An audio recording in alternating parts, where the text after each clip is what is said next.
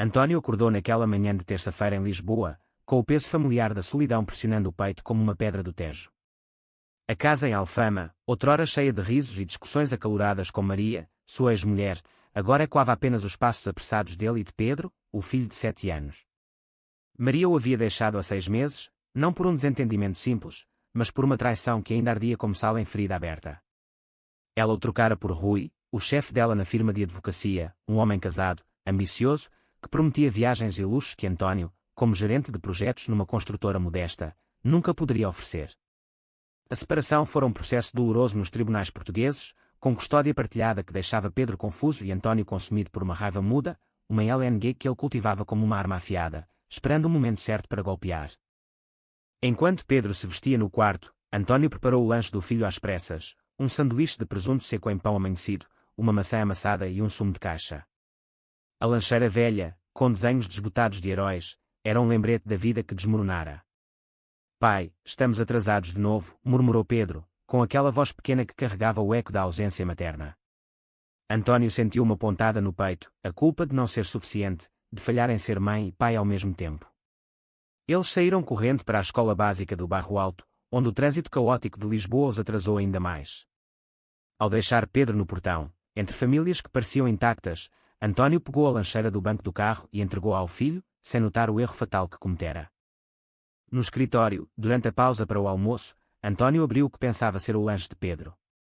Mas em vez do sanduíche simples, encontrou uma refeição requintada, um urabo de atum fresco com legumes cortados, frutas orgânicas, um biscoito caseiro e, no fundo, uma nota manuscrita em papel elegante. Minha querida Ana, começava. Sei que esta semana tem sido dura com a separação. O teu pai e eu amamos-te mais que o oceano que banha as nossas praias, mas às vezes os adultos tomam caminhos diferentes. Sê forte, minha menina. Levas o meu coração contigo. Com amor, mãe. PS, fiz os teus biscoitos favoritos. Guarda espaço para a sobremesa. As palavras eram ternas, mas algo na caligrafia e na menção ao divórcio fizeram António congelar. Ele relia, e uma suspeita crescia como uma sombra, a assinatura era de Sofia, e o tom. Ele reconhecia aquele nome. Sofia era a mulher de Rui, o homem que roubara Maria. Como ele sabia. Porque durante o processo de divórcio, os advogados mencionaram que Rui estava se separando também, e o nome dela surgira em documentos. Mas esta nota revelava mais, uma vulnerabilidade, uma confissão velada de dor que António poderia usar. A traição de Rui não era só com Maria, era um padrão, uma destruição de famílias. A raiva, que ele mantivera em silêncio por meses, começou a ferver devagar, como o caldo de um cozido alentejano em fogo baixo. António guardou a nota no bolso, sentindo o coração acelerado. Não era só empatia pelo que lera, era uma oportunidade. Ele imaginava Rui, o advogado bem-sucedido de Cascais, vivendo uma vida de aparências enquanto destruía a dele. Em LNG que António cultivara não era fraqueza, era estratégia. Ele decidira não confrontar Maria ou Rui diretamente, pois a lei portuguesa sobre adultério era leniente, sem punições criminais, mas a sociedade lisboeta valorizava a reputação. Se ele pudesse expor Rui, usando esta nota como prova de sua hipocrisia, um homem que abandonava a família por uma amante, enquanto fingia ser o provedor perfeito, poderia arruinar a carreira dele. Mas primeiro, precisava devolver a lancheira e aproximar-se de Sofia, sem revelar suas intenções. A dor de sua própria traição o impulsionava, cada noite sozinho, cada pergunta de Pedro sobre a mãe, cada conta que mal pagava. Não era vingança por capricho, era justiça por uma ferida que sangrava em silêncio. Na tarde seguinte, António voltou à escola, segurando a lancheira elegante de aço inoxidável. Ele vasculhou a multidão de pais, ali estava ela, Sofia, com olhos castanhos cansados, cabelo castanho avermelhado solto, vestida em farda de enfermeira do Hospital de Santa Maria. Parecia exausta, mas determinada, como alguém que carregava o peso de uma família desfeita. Desculpe, disse ele, aproximando-se. Acho que trocamos as lancheiras ontem.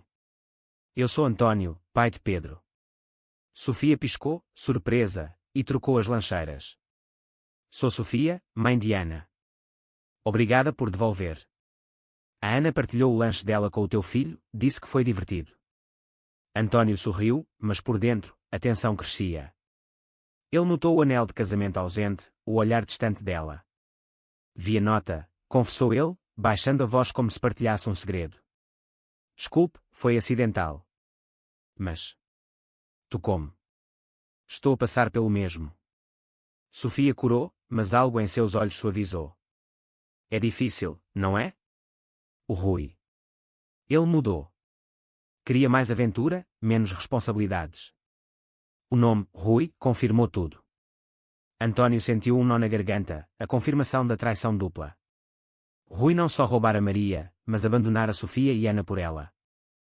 A conversa fluiu, mas António guiava-a com cuidado, plantando sementes de dúvida. Ele mencionou casualmente sua ex-mulher, Maria, que trabalha numa firma de advocacia, e viu o rosto de Sofia empalidecer ligeiramente. Ela não sabia de tudo, mas suspeitava. Às vezes, sentimos que estamos sozinhos nisto, disse ele, e quando as palavras da nota para ganhar confiança. Sofia assentiu, os olhos marejados. Sim, o silêncio em casa é o pior. A Ana pergunta pelo pai, e eu não sei o que dizer. António sentiu uma pontada de culpa, ele usava a dor dela para alimentar a sua. Mas a traição de Rui o consumia, ele imaginava o homem a jantar chiques com Maria, enquanto ele lutava para pagar a hipoteca. Naquele momento, a vingança começou a tomar forma. Ele convidaria Sofia e Ana para um gelado, ganharia sua confiança, extrairia mais detalhes sobre Rui. Não por romance, mas por retaliação. Cada palavra trocada aumentava a tensão interna, o dicionário de emoções reprimidas que ameaçava explodir.